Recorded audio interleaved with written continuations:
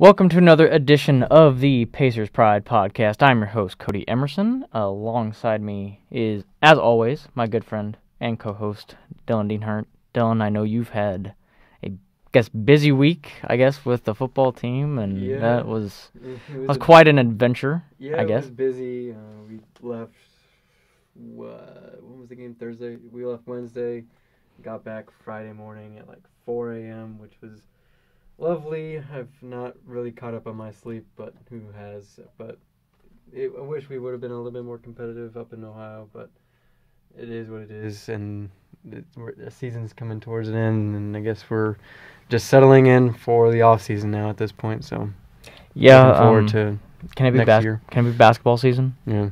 I mean, because I'm really looking forward to basketball season finally. Well, while we are recording this podcast, actually, the Pacers are live against the Cavs, and right before we went on the show, I believe it was, 14 all? 14, 12, 14 all. Okay. Sorry, Rodney Hood, I think, is at the line with the shooting foul. Yeah, we will try and give you guys live updates when we can throughout the show, but we are going to recap the two games that the Pacers had earlier this week.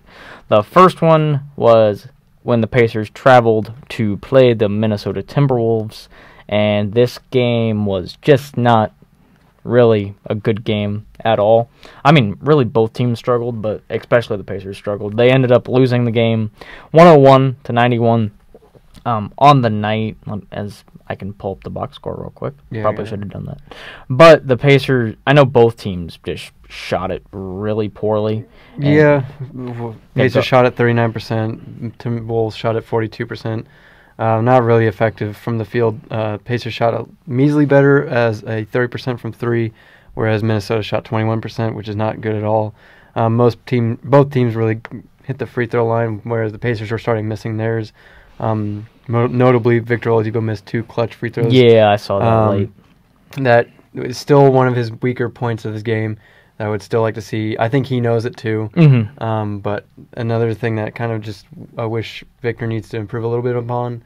But other than that, he led the scoring with Bojan Bogdanovic with 20. Another solid outing from Bojan with 4 or 5 from 3 with 20 points. And then other than that, Darren Collison had a quiet game, going 1 for 6 from the field. Miles Turner had a very productive outing, though only grabbing 3 rebounds. Granted, some of that's due to the opponent of Karl-Anthony Towns. Oh, yeah. But I still would have liked to see him do a little bit more work on the boards. Other than that, everybody else was really kind of quiet. Sabonis finished with 8. Doug McDermott finished scoreless. Tyreek Evans finished with 2 in 15 minutes. So not a lot of scoring coming from this Pacers lineup. So yeah, this was kind of one of the rare times where the Pacers bench did not get going, and I really thought they would take advantage of the, weaker Minnesota bench, because, granted, they have players like Derrick Rose and Tyus Jones, who, if you look at the box score, though, they didn't shoot it well, but to start the fourth quarter, because the Pacers took a 1-point lead, I believe, going into the third quarter, and then I think I was able to watch 2-point lead, yeah, my fault. I was able to watch most of the fourth quarter, and just Derrick Rose and Tyus Jones were making plays left and right, and Tyus Jones ended up 3 of 10, Derrick Rose 4 of 12, but it's not, when, or the quantity of shots you make or miss, it's when you make them. Yeah. So, and they made some timely plays, and the Pacers offense just could not get going. Andrew Wiggins only played 8 minutes. I guess he may have left with an injury, maybe? I'm not sure. No K Bates D-up, so sorry about that. Hey, I mean, he maybe in due time for Kata, but we'll see how that Once goes. Jimmy Butler's gone. Yeah. Speaking of Jimmy Butler, he was the X factor for the Timberwolves. We know how Tom Thibodeau likes to ride his starters. Yeah. 37 minutes, 20 points. Finished with 2 blocks and a steal. The Timberwolves as a whole had 12 blocks on the night. So really aggressive defense by them. And I would expect nothing less from a Tom Thibodeau coach team. So the Pacers were, unfortunately, just had an off night. Shooting-wise. Yeah, shooting-wise, and that happens, I guess, from time to time, especially when you're coming off a huge win. Then you have to go on the road and play another tough team. That was kind of hard. But, granted, they bounced back the next game. This loss against the Timberwolves dropped them to 2-2 and 0-2 on the road. However, as I mentioned, they were able to rebound and get a huge win on the road against the San Antonio Spurs. This game, really, the Pacers dominated from the get-go. Spurs kept it close for a little bit, but eventually the Pacers won 116-96, and Vic led the way like he usually does in scoring. The bench, we see finally, or not finally, but was productive again. Yeah. With 4 players off the Pacers bench scoring in double figures. I believe if I did the math right, I was looking at the stats from this game. I think the bench outscored the starters. I could be wrong. I had to do a lot of math, and then I'm not prepared to do that. So. But the bench... Well, I mean, it's easy for the bench if they're having a good night to outscore the starting lineup because there's typically more bench players that play than the starting lineup, but still an impressive feat. Yeah, I mean, I know, like, I keep mentioning how minus. You love your plus-minus, and I love the plus-minus. Sabonis, 16 and 10 off the bench. Plus 32. An efficient 7 of 9 with... excuse me. 4 assists and 2 steals and 1 block. Then Tyreek had his best game by far as a Pacer. 5 of 7 from 3. 19 points, as Dylan mentioned. 5 of 7 from 3. The Pacers were 17 of 32 on the night, so they let it fly from 3, and they were hitting all night long. Basically, the only people for the Spurs, I mean, DeMar DeRozan had 18. He has 8 of 18 from the field, so the Pacers did a good job of keeping him in check, and no one else really stood out. LaMarcus Aldridge had... Bryn Forbes. Had 15. Bryn Forbes had another 15. Bench was very quiet. Yeah. Well, no, except for Marco Bellinelli. Oh, yeah, had 6 was... No, it wasn't the leading scorer because DeRozan was. But had 16 off the bench. Patty Mills in 25 minutes only took 1 shot. And then he got burned defensively on some mismatches, or on some cuts from the Pacers in the middle of the game, I should say. Yeah, so this was, as I said, the Pacers controlled it. They outscored the Spurs in every quarter, and was a really, really, really good win. So the Pacers were moved to 3-2, and got picked up their first road win and a huge victory. We talking about this game, we thought it'd be a close, kind of 10 or less point game. But Pacers proved us wrong, I guess. Yeah, it's always tough to win against San Antonio, especially at home. Regardless of what team they have, I feel like they always have a very decent home field advantage. It's very impressive for the Colts, not the Colts. Hey, wrong Indiana team. Yeah, wrong Indiana team. It's impressive for the Pacers to come into, especially a Western Conference, typically a powerhouse, and to win in 20-point fashion. That's going to be a very big confidence booster. Hopefully this game is a lot like the San Antonio game of last year, where we start to kind of figure things out and put things together. I could see this as being hey, we can do this against a very decent team. We just need to tweak a few things to compete with the better teams. But I think the Pacers need to keep this game in some sort of memory bank and come back to this whenever possible, because I think this is a very good win and one that will be very, very important come probably playoff time. Oh, yeah. I mean, anytime you can go on the road, and it kind of seems like the Pacers own, I'm not going to say have the Spurs number.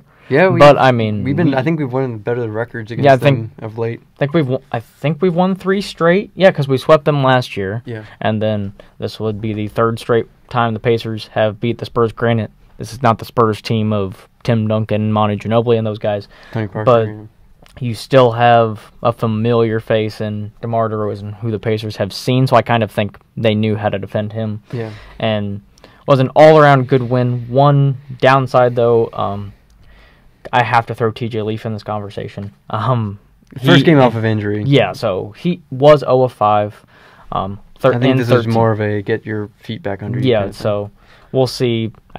Pacers don't really plan on using him unless an injury occurs, which thankfully we do have Kyle O'Quinn, who in the Sabonis we talked about last episode, in the absence of Sabonis really that one game. He took the place of TJ Leaf for his extended absence, and he's been performing pretty well. So that's a very nice security blanket that the Pacers have off the bench if needed. So, yeah. So like as we talked about, the Pacers got their first road win of the year to move to 3-2, and their score update is 23-24. Yep. So we currently down 1, but I mean that's not that big of a deal.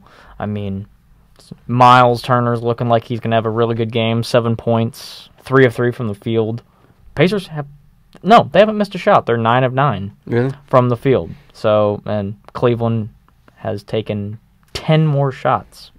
So, let's see, Sabonis just entered, as well as Kojo and Doug McDermott. Update, Victor just missed a shot, and Larry Nance has got the board. In for Cleveland right now is Nwaba, Larry Nance, Colin Sexton, Kyle Korver, and JR. So, yeah, we will continue, like I said at the top of the show, to keep you updated on this one. And that perfect transition into our next topic is, in this game you will not see Tyreke Evans because he got sent home from practice and did not travel with the team because he was late to the practice, and so Nate McMillan and the coaching staff suspended him for just one game. He's not traveling with the team, he's not playing. And so this, I don't want to say this obviously is a cause for concern or anything.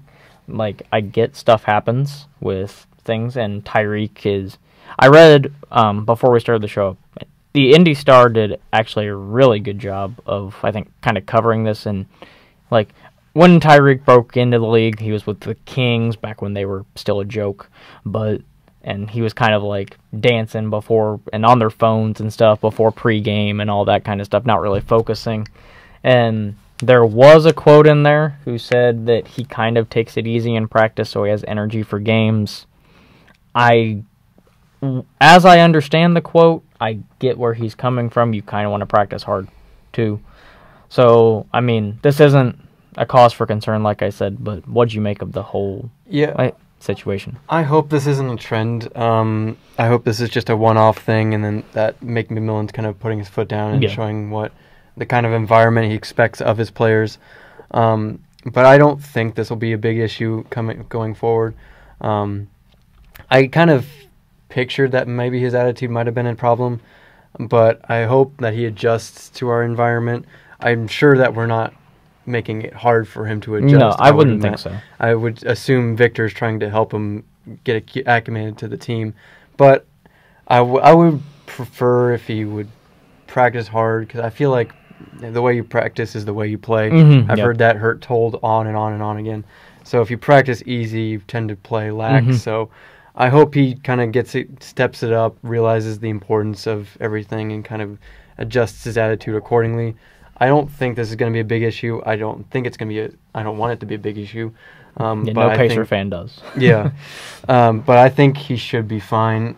Knock on wood that we don't have. I think he should be back and fully expect him to practice and be part of the team. I love how you mentioned like Nate McMillan putting his foot down, because this sends a message to the rest of the team, which I don't think the rest of the team, especially the players on last year's roster, know this about Nate McMillan, and he doesn't joke around. He like, obviously you said practice as hard as you're going to play. We've heard that, us being sports fans, as long as we've watched sports. Yeah. So you kind of have to practice as hard as you're going to play in game. As good of an athlete as you are. Even practice harder than you play in game, because practice is where you want to get better and strive to be a better player. So, but I love the kind of putting your foot down by Nate McMillan, and hopefully, like as we said, this isn't a lingering issue.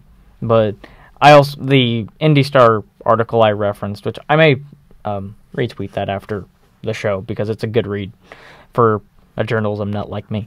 But also they kind of said how, in Memphis and Sacramento, he was kind of, the guy who could take all the shots he wanted and be stuff like that. So he's got to get used to the 6 man. Yeah, he knows. I think he knows his role. He obviously didn't sign with us and be like, all right, I'm taking Vic's starting spot. No, I mean, he's not going to do that. I don't think he's that kind of guy. So let's just hope everything smooths over with Tyreek and everything will be fine when the Pacers go to their next game. So score update, it is 28-26 with 1 minute left in the first. Sabonis just made an and one. Hey. Or he hit the layup, and then Kyle Korver fouled him on the shot. Should be heading to the line. Okay. But other than that, the bench unit's been playing kind of not well. TJ Leaf has missed his first shot off the bench. Oh, we're giving TJ Leaf minutes. Corey Joseph has missed his first shot, as well as Sabonis. So, and then Colin Sexton has been grabbing some offensive rebounds and getting to the line. I don't see why they haven't been. In my personal opinion, I would start Colin Sexton over George Hill. That's just my personal opinion, but he's off the bench. Yeah. George Hill started the game. Yeah, I know. I would start Colin Sexton. That was what I was saying. I just don't think he's ready. I think that's the way. That's fair. Speaking of the no Tyreek in this game, this opens the door for Edmund Sumner, who is currently on the floor, as you heard Dylan, and taking the spot of Tyreek Evans. We know about the monster preseason he had. Probably, arguably, the Pacers' best player during that time. Yeah. You could argue. So in limited time he had, probably. In limited time and I guess not meaningful. I don't want to say not meaningful games because it's a preseason game.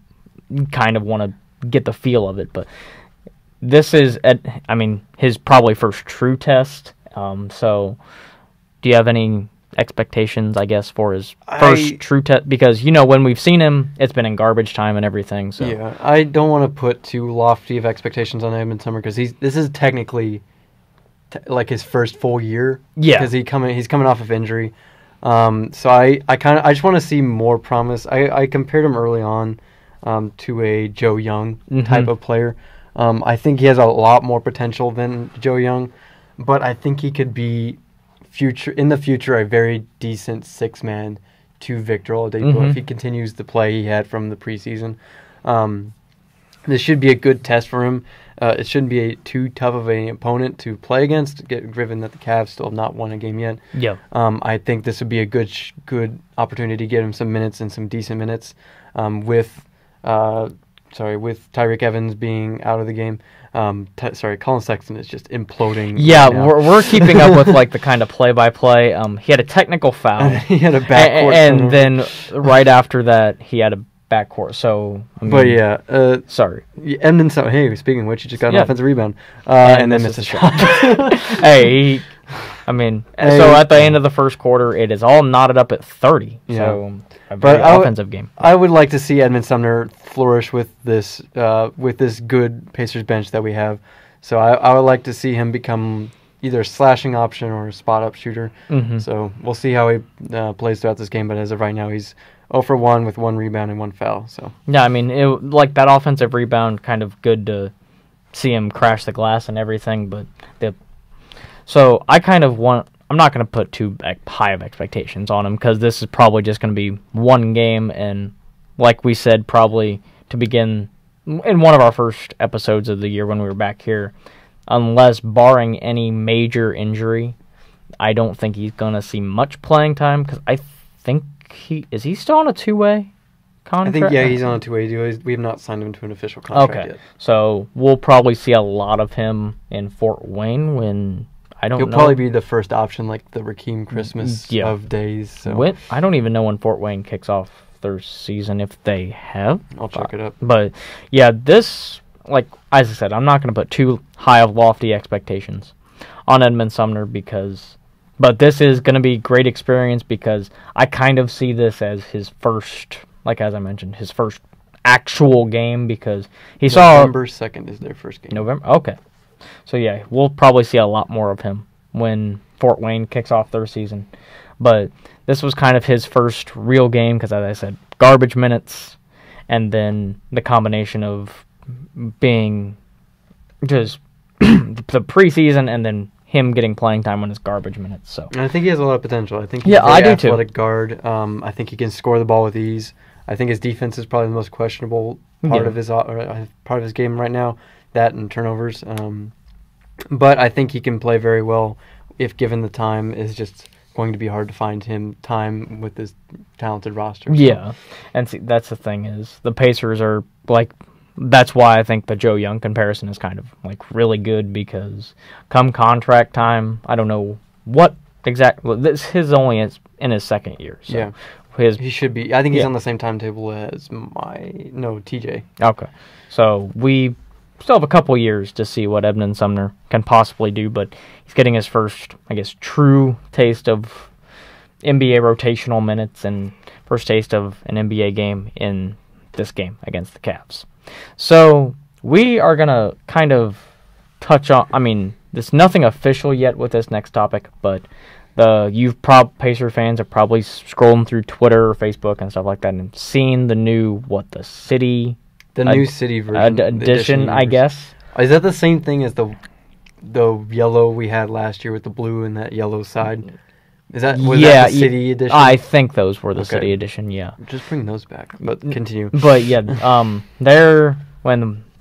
nothing official yet, but like the Pacers haven't announced anything, so we're not gonna say officially yet. But they have been leaked out there. We've tweeted it out and given our thoughts on it, and I'm not a huge fan, and I know you're not either. No. So just like personally, just the way. I'm not a huge fan of gray uniforms unless there's like a lot more other colors. Like the OKC gray ones, I like. I like the Boston ones, the old Boston ones. Remember when they did the sleeves and they had the gray sleeve jerseys with the green like outline? Oh yeah. I could get on board with those. But this one just looks kind of too bland. Yeah. To me, and that's why there's not much flair to it. And that's why I'm not a huge fan. I know you had your thoughts on why you didn't. Yeah, I like you said, I think it was just too bland. I don't understand unless Nike's making us all change our city edition jerseys. I don't understand why we needed to change the old one because I thought the one last year was very nice. I like that one a lot.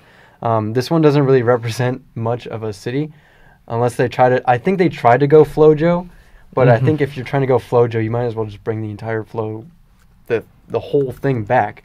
I don't understand why you try to make it gray and try to add that black-blue kind of thing on the side. I just thought it looked better like a practice jersey than an actual game-time jersey.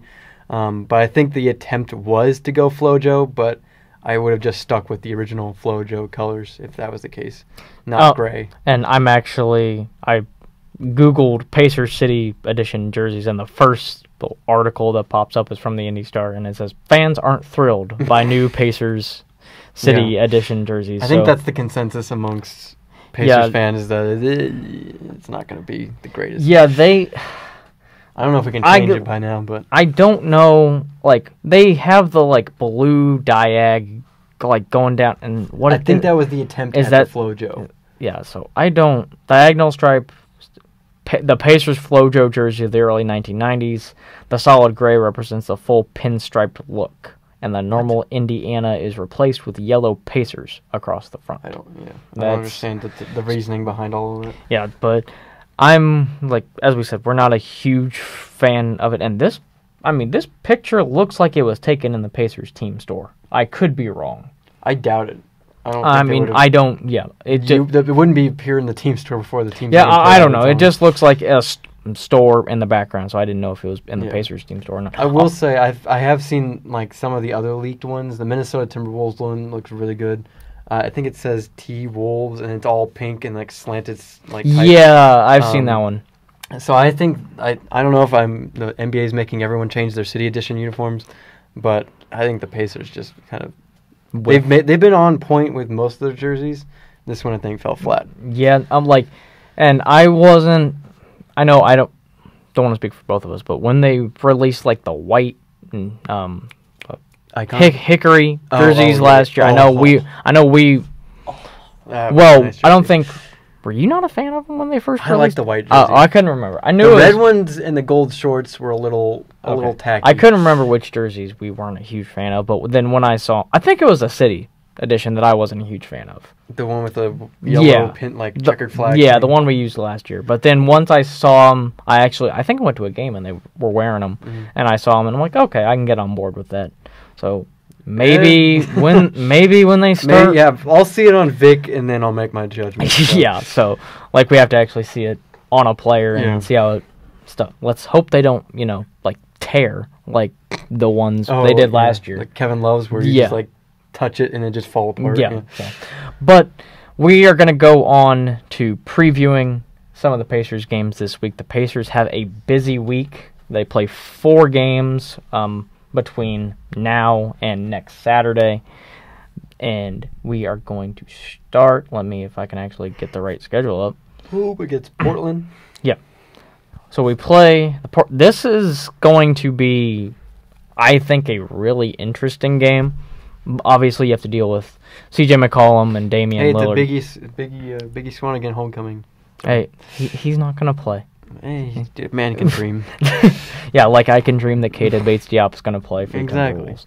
So the Pacers, like we talked about, will play host to the Portland Trailblazers. Portland right now is 3-1.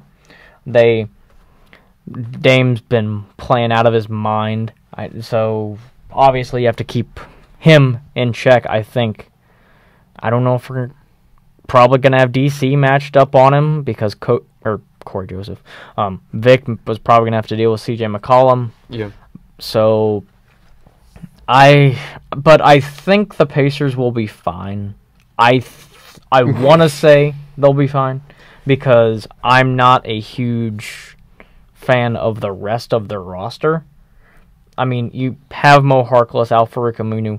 Yusuf Nurkic is a very nice center. I'm sorry, I'm confusing. I always confuse him and Joseph. No, him and the Nuggets. Oh, Jokic. Yeah, I get them confused every time. That's fair. I mean, then you have Seth Curry, Nick Stauskas, Evan Turner, Myers, Leonard, Zach. That's on especially Nick Stauskas, and I think he was tearing the Lakers up. Was it the Lakers game? Yeah, I couldn't remember. But he went I think he ended up scoring like 21, 24 points off the bench. So this game is at home for the Pacers. It'll take place on Monday at 7 o'clock.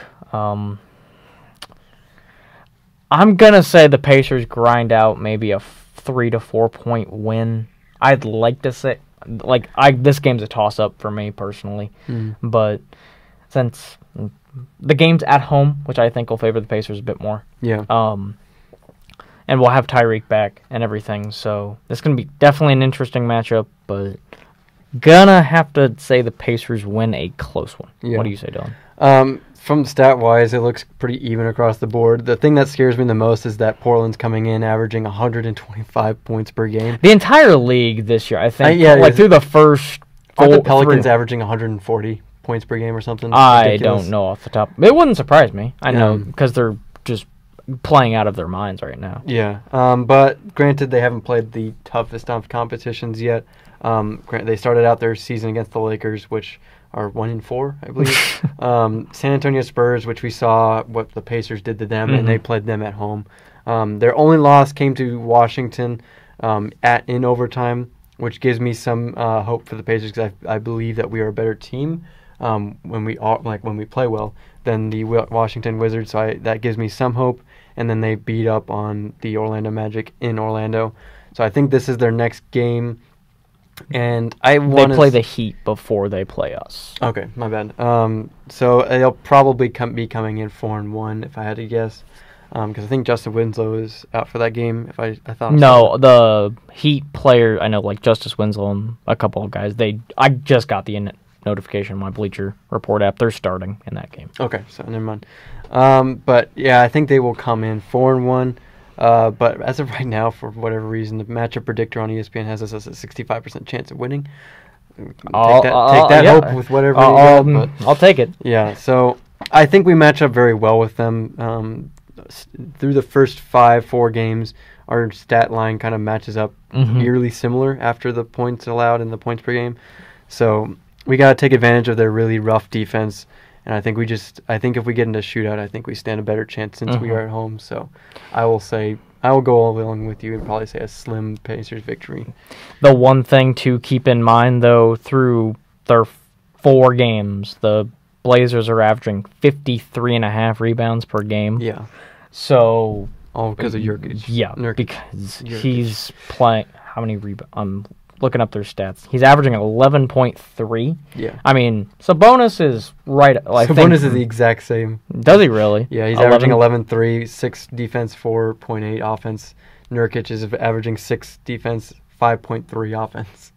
So, Yusuf Nurkic is... He's right up. He's averaging a double-double, kind of like Sabonis is. 17 points and 11.3 rebounds. And Dame is just blowing every team he plays. Oh, yeah. Because he is averaging right around 32 points per game, 7 assists. Zach Collins is averaging 2.3 blocks off the bench. So, kind of going to have to look out for him off the bench. He's been a really nice addition off. Didn't he play at Gonzaga a couple of years ago? Yeah. Yeah, so. One thing scrolling by that makes me nervous is that Victor Oladipo's current free throw percentage is 59.1. Yeah, he'll for a star player. That's no bueno. But yeah, so we're definitely gonna have to look out for that. But I think we're both in a little bit of a agreement, kind of a close Pacers victory, and I'm basically just saying that because they're at home. Yeah, and I think that's what the big advantage for us comes from. So, score update: the Pacers are still down to the Cavs, unfortunately. 42-39. It's still a close game. One Larry possession Nance is game. at the line for shooting one more. He made his first. Okay. So Bogey. I wanted to say a combination of Bojan and Bogey, and I couldn't make up my mind which I wanted to say. He leads us in scoring with 10. Then Sabonis having a nice game off the bench with 7. You say every time you praise somebody, they just do something bad as soon as the game happens because he just missed a shot. Well, I mean, he's leading us in scoring so far. Kojo with a steal off of Kyle Korver. So, I mean, Victor makes a shot. 41-143. So yeah, the Pacers are keeping it close, but they just tied at 43. Nice. Who made this shot? I would like to see the Pacers, dominate a little more, especially just because it's the Cavs and I can't stand the Cavs and I want them to shut up Tristan Thompson. Okay. Speaking of which, Tristan Thompson, 2 points, 2 rebounds. Context and play better for the Pacers because you just missed a shot. Keep doing. But the next game, we'll continue to keep you updated as it sits right now, tied at 43. So the next game after Portland, the Pacers will play the Knickerbockers. Oh yeah, this will be the first game on ESPN for the Pacers. Why they're putting us on national TV against? It's because it's the Knicks. It's Kristaps. No, he's out. Is he? Yeah, he's been battling. Didn't he tear his ACL or something like last year? Yeah, I thought he was back by that point. I mean the Knicks right now are 1-5, so we'll check the injuries. Yeah, the ever reliable injuries. Stats. No, Kevin Knox is out. Okay. Yeah, he hasn't been. Kristaps hasn't been playing. Oh. So, and I know Kevin Knox is out too. Yeah, they're starting. So point guard. That'll be big advantage for the Pacers. Do we play?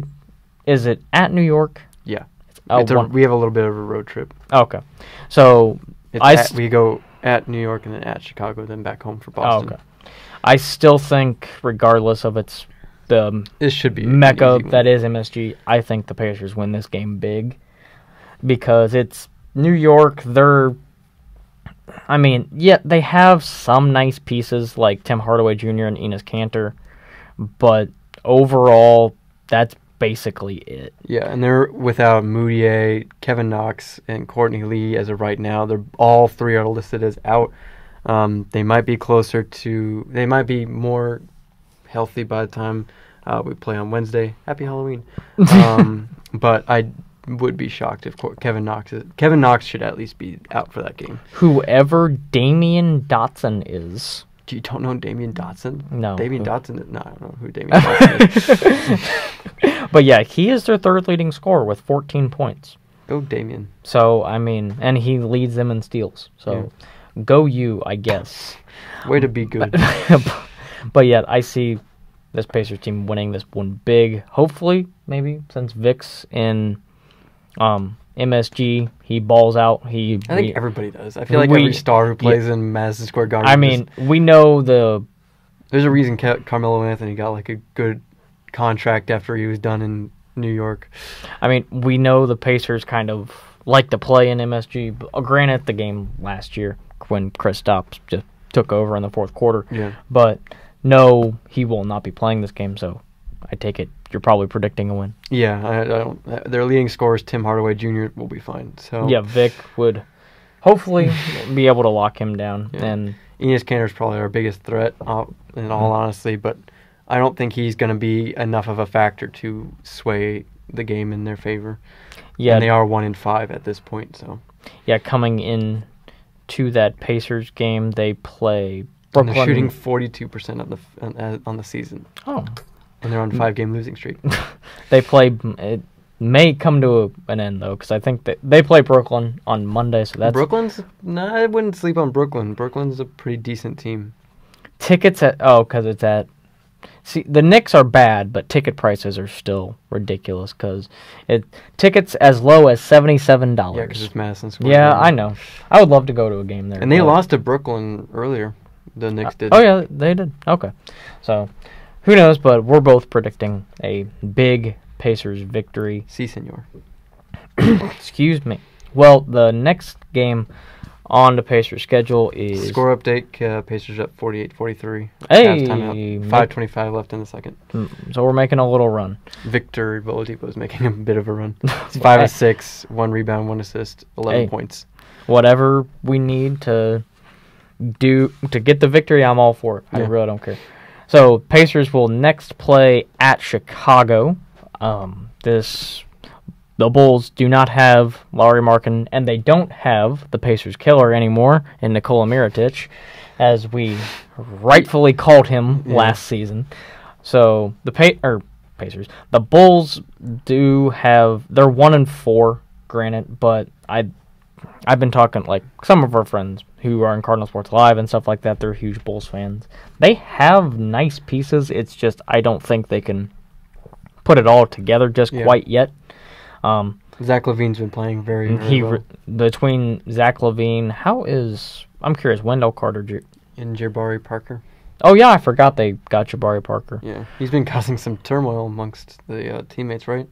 Isn't he, thinking he's better than everybody else? And I haven't heard that, but, I mean, I could be wrong. I might be wrong. But, yeah, Wendell Carter Jr., as I was liking, where is he? Oh, he's only averaging 6.6 points per game, so he's not kind of a factor on their offense. Ryan Arcidiacono. Sure, we'll go with that. He's one of my favorite players to have said, because he plays for Villanova. Like, he's one of those players that, like, was he among, like, the 1920s team? Because he's just been there every freaking year. I have no idea. I mean, between Villanova likes to have players with weird last names, between him and Dante DiVincenzo. So, Zach, I wish Pacers would have got him, because I would have lost it. Would you got of his jersey? Oh, hell yeah. As Dylan mentioned, though, Zach LaVine is playing phenomenal, averaging almost 30 points per game. Is Jabari Parker not starting? He's not started any games. Like, Jabari... That's what I'm saying. Like, I think he wants more minutes or something, but I could be wrong. I mean, I think they're starting Bobby Portis. Bobby Portis is averaging 10.5 points and 10 rebounds right now. Starting Cameron Payne, their point guard's not that great. But, so, let's see the reliable ESPN depth chart. Yeah, it has Jabari Parker starting when he's not, and it still has Lauri Markkanen starting. Okay. So don't rely on ESPN ever for anything. But as we talked about, no Lauri Markkanen. I think the Pacers, once again, I would like to see them, like, if they win this Cavs game, start to get on a little bit of a win streak. Yeah. This could be a very, very good week for them coming into a very tough part of the schedule. Yeah, and I think they get a win here in Chicago, although don't take the Bulls lightly, don't take Zach LaVine lightly. Yeah. But I think a win also. All right. Well, that's easy enough. Now, I'm really invested in this next game because I just, I think, yesterday, 2 days ago, splurged some of my paycheck and got tickets to go see the Boston Pacers play the Boston Celtics on next Saturday. I'm really excited to go. I mean, we're sitting the second to last row up, but there's no bad seats in Banker's Life. True. So I'm going with one of my friends, and it's going to be fun to watch. The Celtics right now, they're killing the Pistons. Look like they're going to give the Pistons their first loss. Yeah. They're up 70-50 right now. But I want to say, because I'm there, and I'm just going to be a little biased, the Celtics haven't started that great. Yeah, them and like the Sixers are like the sole reasons that I was like, why are we freaking out about the Pacers? Because they have the same record as Boston and Philly. Yeah. So yeah, I mean, Boston, they're 3-2, same record as the Pacers. They're going to probably be 4-2 after tonight. What sucks though for the Pacers is this game is, I think it's their first back-to-back of the season. Yeah. They play on Saturday, as I mentioned, and then just coming off the Bulls game. Yeah, this is our first back-to-back. Thursday, the Celtics will take on Milwaukee before having a day off before coming to Indiana. So I'm gonna say the Pacers avenge the Bojan game and squeak out a win. I could easily see the Pacers losing this game also, as the Celtics are one of the most probably top 5 team in the NBA, and we're probably going to be number 1 in the East, or fighting for that number 1 spot in the East, with just Kyrie, Gordon Hayward, Jason Tatum, Jaylen Brown, and Al Horford, I think, is their starting lineup. Yeah. So any of those guys could go off for 20. Don't forget Gordon Hayward. Or you said Gordon Hayward. No, yeah. And then, obviously, they're benched with Terry Rozier, Marcus Smart, and Aaron Baines, and just this team's really loaded. But I'm gonna say they avenge the Bojan game and they get a win. It could be a last-second win. I certainly hope they kind of play like they did against San Antonio, and maybe a good team. Like, they know a good team. They're about to play a really good team, so they step up their game. But Dylan, continuing the win streak? This is where I diverge. That's fair. That's a very fair point. Boston is the most fearsome opponent, I think, in my mind, that we will face all year. Oh, yeah. I'm just counting Golden State Warriors because they don't exist in my mind. I think this team, I think matches up incredibly well against us. I think their athleticism it's at points going to be too much for us to handle. Jason Tatum, Jaylen Brown, Kyrie Irving, Gordon Hayward are all probably most likely going to be in the All-Star team. Let's be honest, and they're all on one squad. I think this is going to be too much to handle for Indiana. Granted, they haven't been meshing that well to begin the season. I think they're still trying to figure out chemistry, figure out where someone needs to be on the offensive side. But I think they're starting to, especially with this Detroit game. So I think that they're going to come in and take the win, even if it is at home. I'm going to play the pessimist here because I mean, there's nothing wrong with saying the Pacers are going to lose to a really, really talented ball club. I mean, this will be a very good test for us. Yeah, I agree. At the very least. I just hope it doesn't get blown out. That's my only. I hope not. Because, I mean, either way, this is going to be... I don't know who the Pacers... Like you mentioned, between Jaylen Brown, Jason Tatum, and Gordon Hayward, who on the Pacers is going to be guarding who? Yeah. I want to know. My guess would maybe be Vic be on... Vic's going to be on Tatum. You think Tatum? Darren's going to be on Kyrie. Bojan's going to have to guard Jaylen Brown. And then... Thad has to be on Gordon Hayward. Or on Jason Tatum. You haven't mentioned... I think I've messed up, but at this point, the only certainty that I have is DC on Kyrie and Miles on Horford. Yeah. Yeah, it's going to be really because I think they're going to have a mismatch somewhere. Yeah. Because most likely against that. As much as I love that as a defender, he's not quick enough to guard the likes of Hayward, Tatum, or Brown. So, and we know Bogey's defense is suspect sometimes. At times, yeah. So I think, especially if like a guy like Jason Tatum or Gordon Hayward, he ends up guarding, I think they can expose that. Yeah. My main concern is the fact that Jason Tatum is their leading rebounder. Yeah. And he 9.6 even. I'm going to make a point, and feel free to disagree with me. I won't be offended. But I think Jason Tatum's the Celtics' best player. I still think Kyrie's up there, but I think Jason Tatum's the second best one. Jason. I would argue that Tatum's been for right now, yes, but I think Kyrie's still coming back from that injury. I could see that, but Tatum, they found I don't want to say a diamond in the rough. Yeah, but a lot of people are comparing him to Paul Pierce. And he has his shot.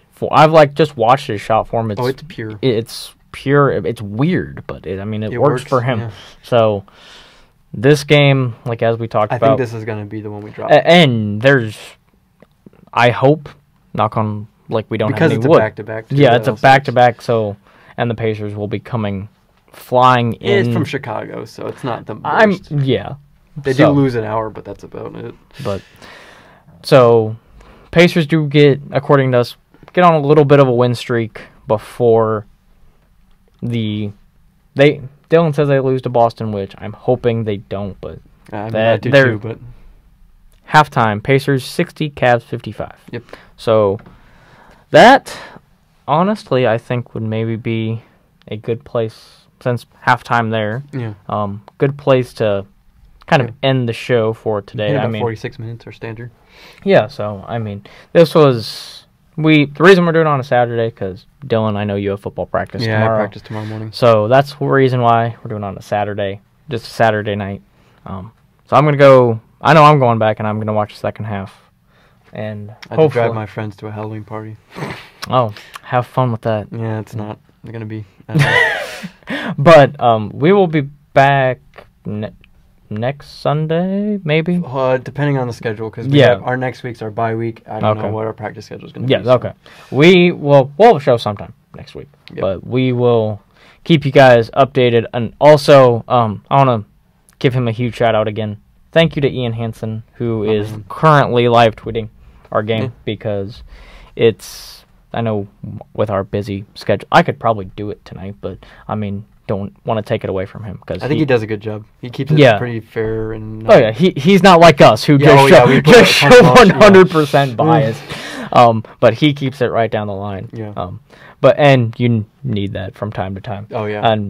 And take a break from our stupid memes that we would put up there. But all right, but we will keep you guys updated in terms of everything as far as Pacers news, Pacers stuff. If those City Edition jerseys officially get announced or something like that. Just a quick box score because I just want to throw it in. Go ahead. Yeah. Victor has got 11 points on 5 of 6 shooting. Bojan is the leading scorer for the game with 12. He's got 1 of 2 from 3, 5 of 6 from the field. 3 turnovers as well for Bojan, which is kind of not the greatest at the halftime, but DC's probably having his best game of his year so far. 9 points, 4-4 from the line. 3 steals, 2 assists. Wow. I think a low-key disappointing start to the season. Yeah, that's what I've but forgot to mention him, that he's kind of had such a slow start. But yeah, this is a good sign from him. Thad's got 6. Miles has got 9. Only 1 rebound, which is kind of worrisome against a really, really bad kind of Cavs. I mean, he's going up against Tristan Thompson. He is starting. Never mind. Yeah, Tristan Thompson's starting, so... But he does have 2 blocks. Yeah. That reduces him a little bit. On the bench-wise, Sabonis is leading with 7 points on 3 of 6. And then Corey Joseph has 3 points. And then Doug has 1. Edmund Sumner hasn't scored? Edmund Sumner has 5 minutes, 1 rebound, 1 steal, 2 fouls. Okay. I mean, but like we talked about, that's his first game, and so everything. But, we're going to get out of here and keep you guys updated. As always, make sure you follow us on Twitter. And if you haven't already. But we'll keep you updated with everything, and until our next show, go Pacers.